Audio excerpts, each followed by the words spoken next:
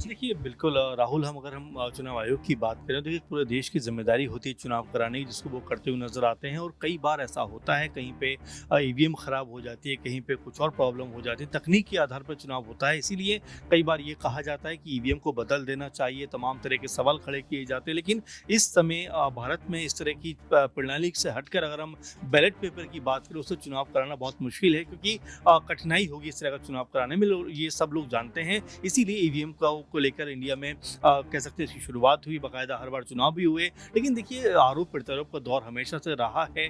जब बीजेपी सत्ता से बाहर थी, उसमें बीजेपी ये बात कहा करती थी कि भाई ईवीएम को हैक कर लिया जाता, तमाम चीज़ें कही जाती हैं। अब कांग्रेस पार्टी अगर विपक्ष में है, तो वो ये बात कहते हुए नजर आते हैं। तो ये भरोसा नहीं है विपक्षी पार्टियों को, और क्या चुनाव आयोग के अधिकारी जो काम कर रहे हैं वो सत्ता पक्ष के साथ मिलकर काम कर रहे हैं। और इस तरीके की बातें अगर विपक्षी पार्टियों के द्वारा कही जा रही है तो क्या इस मामले की जांच होनी चाहिए, और क्या चुनाव अगर निष्पक्ष तरीके से जीतना है तो ईवीएम से चुनाव बैन होने चाहिए, ये भी एक सवाल है। और सवाल बैलेट पेपर को लेकर भी खड़ा हो रहा है। इन्हीं तमाम मुद्दों पर बातचीत हम करेंगे और ये भी बताएंगे कि क्या चुनाव आयोग एक बड़ी रणनीति बना रहा है। नमस्कार, मैं हूं राहुल शर्मा और आप देख रहे हैं आज का सबसे बड़ा मुद्दा, और मुद्दा है चुनाव आयोग से जुड़ा हुआ। तो क्या जो चुनाव आयोग आगे रणनीतियां बनाने वाला है, वो रणनीतियां क्या विफल साबित होंगी, या चुनाव आयोग के पास एक बड़ा, मैं कहूं, विपक्षी नेताओं का जो दल है वो जाएगा, और इस मामले में विपक्ष क्या करेगा। देखिए, उत्तर प्रदेश में उपचुनावों की तारीखों से पहले समाजवादी पार्टी के प्रमुख अखिलेश यादव जो हैं, उनका एक बयान इस पर सामने आया है, जिसमें उन्होंने कहा है कि चुनाव आयोग से, इलेक्शन कमीशन से इस बारे में बात की जाएगी कि चुनावों में गड़बड़ियां ना हो, क्योंकि जो अधिकारी हैं वो सत्ता पक्ष के समर्थन में काम कर रहे हैं। ये बात पहले भी उठी थी। इसी मुद्दे पर हमारे साथ बातचीत करने के लिए मौजूद हैं हमारे खास सहयोगी अमन सर। और अमन सर, बहुत बहुत स्वागत सबसे पहले तो इस प्रोग्राम में आपका। और सर, प्रोग्राम की चर्चा ही हम चुनाव आयोग से कर रहे हैं। चुनाव आयोग पर पहले भी सवाल खड़े होते रहे हैं, इलेक्शन कमीशन पर पहले भी इस तरीके के आरोप लगे हैं कि वो सत्ता पक्ष के साथ मिलकर जो है धांधली करते हैं, ईवीएम में धांधली क्यों होती है। लेकिन क्या उपचुनावों से पहले अखिलेश यादव जो ये बात कह रहे हैं कि जिस तरीके से देखा जा रहा है कि इस उपचुनाव को जीतने के लिए भी भारतीय जनता पार्टी अधिकारियों के साथ मिलकर कोई ना कोई ऐसा काम जरूर करेगी, तो क्या इन बातों में वाकई सच्चाई है? और सच्चाई है तो चुनाव आयोग फिर क्या बड़ा कदम जो है वो उठा सकता है? जी देखिए, बिल्कुल राहुल अगर हम चुनाव आयोग की बात करें तो देखिए पूरे देश की जिम्मेदारी होती है चुनाव कराने की, जिसको वो करते हुए नजर आते हैं। और कई बार ऐसा होता है, कहीं पे ईवीएम ख़राब हो जाती है, कहीं पे कुछ और प्रॉब्लम हो जाती है, तकनीक के आधार पर चुनाव होता है। इसीलिए कई बार ये कहा जाता है कि ईवीएम को बदल देना चाहिए, तमाम तरह के सवाल खड़े किए जाते हैं। लेकिन इस समय भारत में इस तरह की प्रणाली से हटकर अगर हम बैलेट पेपर की बात करें, उससे चुनाव कराना बहुत मुश्किल है, क्योंकि कठिनाई होगी इस तरह का चुनाव कराने में। ये सब लोग जानते हैं। इसीलिए ईवीएम को लेकर इंडिया में कह सकते हैं इसकी शुरुआत हुई, बाकायदा हर बार चुनाव भी हुए। लेकिन देखिए, आरोप प्रत्यारोप का दौर हमेशा से रहा है। जब बीजेपी सत्ता से बाहर थी, उसमें बीजेपी ये बात कहा करती थी कि भाई ईवीएम को हैक कर लिया जाता, तमाम चीज़ें कही जाती हैं। अब कांग्रेस पार्टी अगर विपक्ष में है, तो वो ये बात कहते हुए नजर आते हैं। तो ये तो मेरे ख्याल में एक बहाना जैसा हो गया, क्योंकि दिग्विजय सिंह के भाई ने भी यही बात कही कि बेहतर होगा कि आप मुद्दों के ऊपर बात कीजिए। देखिए, अखिलेश यादव की पार्टी ने उत्तर प्रदेश में जिस तरह का प्रदर्शन किया है, 37 सीटें उनके नाम हुई हैं, ये अपने आप में बहुत बड़ा गणित बन जाता है उत्तर प्रदेश की राजनीति में। क्योंकि यहाँ पर अगर 37 सीटें अगर सिर्फ सपा के पास आ गई, तो तकनीकी रूप से वो उत्तर प्रदेश में सबसे बड़ी पार्टी बनकर उभरी। तो ऐसे में अगर उनका ये सवाल है कि भाई सब कुछ जो है मैनेज कर लिया जाता, सब अधिकारी इसको ऐसा कर लेते, तो मेरे ख्याल से उनके पास 37 नहीं बल्कि 7 सीटें भी नहीं आनी चाहिए थी। तो इस तरह की बातें करें, कहीं ना कहीं जो सवाल खड़े करते हैं, वो मेरे ख्याल में उससे बेहतर ये होगा कि वो अपनी रणनीति पर काम करें। क्योंकि उसी रणनीति के आधार पर उन्होंने जो पीडीए का नारा दिया था, उसके आधार पर उन्होंने उत्तर प्रदेश के अंदर 37 सीटें जीती। अब इस तरह की बातें करने का मतलब यही है कि कहीं ना कहीं वो जो संवैधानिक संस्था है उनके ऊपर सवाल खड़े कर रहे हैं, और बेहतर होगा कि वो अपनी रणनीति पर काम करें, तो शायद उनको ज़्यादा फायदा हो। सर यहीं से एक सवाल लेना चाहूँगा, ये विपक्षी पार्टियां जब चुनाव जीत जाती हैं, समाजवादी पार्टी से बात कर लेते हैं, लोकसभा के चुनाव में हमने देखा उत्तर प्रदेश में एक बड़े अंतर से समाजवादी पार्टी ने सीटों को हासिल किया, जीत मिली है।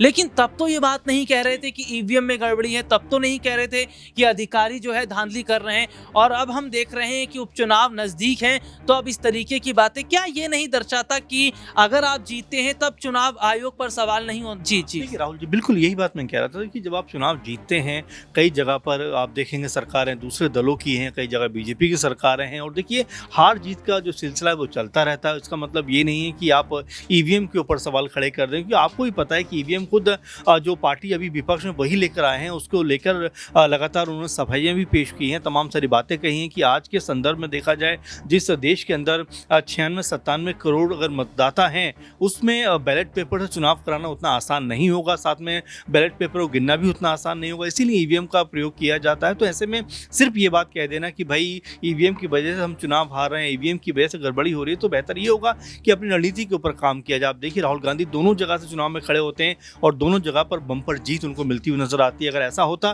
तो चुनाव में वो हार जाते, लेकिन फिर क्यों जीतते हैं? तो ऐसे में ये सवाल उठाना मेरे ख्याल से कोई बहुत बेहतर तरीका नहीं होगा। अच्छी बात ये होगी कि अपने कामों पर काम किया जाए, अपनी रणनीति पर काम किया जाए, ताकि उत्तर प्रदेश समेत जहाँ जहाँ भी जो पार्टियां हैं, विपक्षी दल हैं, चुनाव लड़ते हैं, उसमें उनको बेहतर रिजल्ट मिल सके।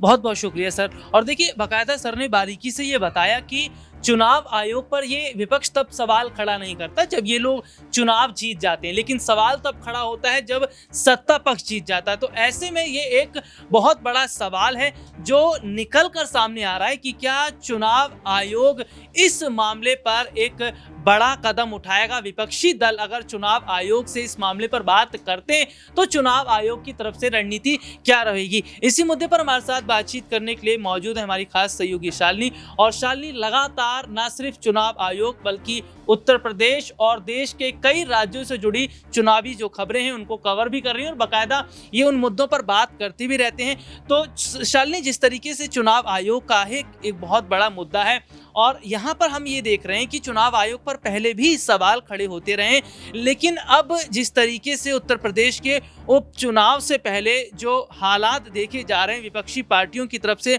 जो कहा जा रहा है कि चुनाव आयोग एक बार फिर से जो है धांधली कर सकता है अधिकारियों के साथ मिलकर, तो क्या वाकई इन बातों में सच्चाई है? और सच्चाई है तो क्या चुनाव आयोग इस पर कोई बड़ा फैसला लेगा या फिर धांधली जो इस तरीके से हो रही है इसमें सरकार का भी एक बड़ा रोल देखा जाए? देखिए, जिस तरीके से चुनाव आयोग को लेकर समाजवादी पार्टी हमेशा से ही निशाना साधती रही है।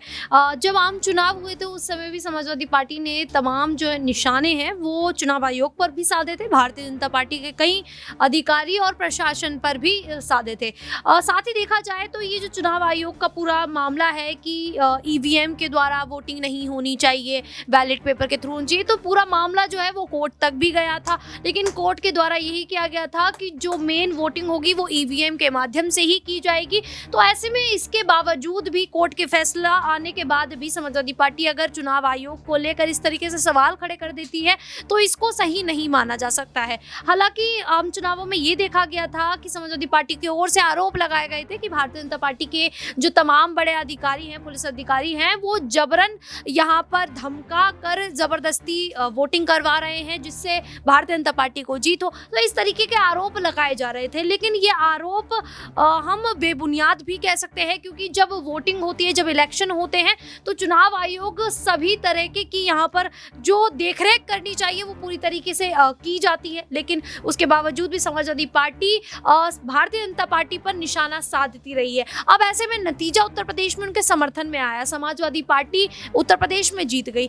अब उसके बावजूद भी अगर वो ये कह रही है कि ईवीएम में गड़बड़ी हो सकती है, चुनाव आयोग को ध्यान देना चाहिए, तो क्या फिर यहाँ पर सवाल आपकी सरकार पर भी खड़ा हो जाएगा कि जीत तो आपकी हुई है तो गड़बड़ है फिर? तो इस तरीके से अगर समाजवादी पार्टी ईवीएम को लेकर निशाने साधती रहेगी और देखा जाए चुनाव आयोग को लेकर निशाना साधती रहेगी तो इसको सही नहीं माना जा सकता है, क्योंकि कोर्ट के फैसले को कहीं ना कहीं वो चुनौती देते नजर आ रहे हैं। विपक्षी पार्टियों के द्वारा लगातार बैलेट पेपर को लेकर बात करती रही है और मान लीजिए कि बैलेट पेपर से चुनाव करवाए भी जाने शुरू कर दिए जाएं तो इसमें कितनी श्योरिटी है विपक्ष को कि बैलेट पेपर से अगर चुनाव होते हैं तो फिर उसमें धांधली नहीं होगी? अगर बैलेट पेपर से चुनाव होते हैं तो उसमें धांधली नहीं होगी। सवाल वही खड़ा हो जाता है कि क्या ईवीएम से धांधली हो रही है, क्या ईवीएम के द्वारा जो वोट हैं वो इधर से उधर किए जा रहे हैं। ऐसा अभी तक तो साबित नहीं हुआ है, लेकिन अगर बैलेट पेपर से भी होते हैं तो मुझे नहीं लगता है कि अगर धांधली हो रही तो उसको रोका जा सकता है। और सुप्रीम कोर्ट अगर देखा जाए तो मामला जो सुप्रीम कोर्ट में चला था, अगर ये सही होता, बैलेट पेपर से चुनाव अगर होते, अगर ये सही होता तो सुप्रीम कोर्ट उस फैसले को क्यों यहाँ पर खत्म कर देती, सुप्रीम कोर्ट क्यों ईवीएम के पक्ष में चली जाती। तो सवाल वही खड़ा हो जाता है कि अगर बैलेट पेपर से भी यहाँ पर चुनाव होते हैं तो ये नहीं माना जा सकता कि वो बिल्कुल सही होंगे, सटीक होंगे या उसमें कोई किसी प्रकार की कोई गड़बड़ी नहीं होगी। जी, बहुत बहुत शुक्रिया। देखिए, सुप्रीम कोर्ट के जाने माने वकील हैं कपिल सिब्बल ने भी ये बात रखी थी। कपिल सिब्बल ने सीधे तौर पर चुनाव आयोग को लेकर बात कही थी, लेकिन धांधली को लेकर बात कही थी। ये मुद्दा जब कोर्ट में जाता है तो कोर्ट की तरफ से बात कही जाती है कि इस तरह की कोई दिक्कत ईवीएम में है नहीं, या चुनाव आयोग इस तरीके का कोई हेरफेर नहीं करता है। लेकिन एक सवाल तो ये भी खड़ा हो जाता है कि अगर जिस बैलेट पेपर का जिक्र बार बार विपक्ष कर रहा है, क्या अगर माना जाए कि बैलेट पेपर से चुनाव शुरू करवा दिए जाते हैं तो फिर इसमें कितनी बड़ी गुंजाइश है कि बैलेट पेपर से चुनाव होंगे, इसमें धांधली नहीं होगी।